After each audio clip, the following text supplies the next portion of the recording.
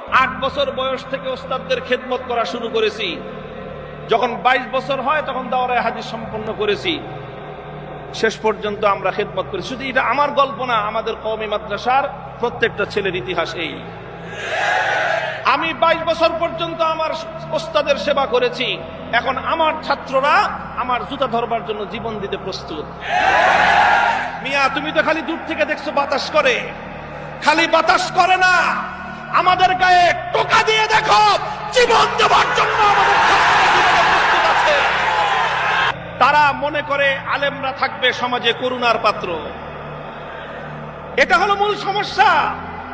তারা চায় আলেমরা থাকবে সমাজে করুণার পাত্র। তারা চায় আলেম সমাজ তাদের সামনে মাথা নত করে কথা বলবে, এটা চায়। 8 বছর বয়স থেকে ওস্তাদদের খেদমত করা শুরু করেছি। যখন 22 বছর হয় তখন দাওরায়ে হাদিস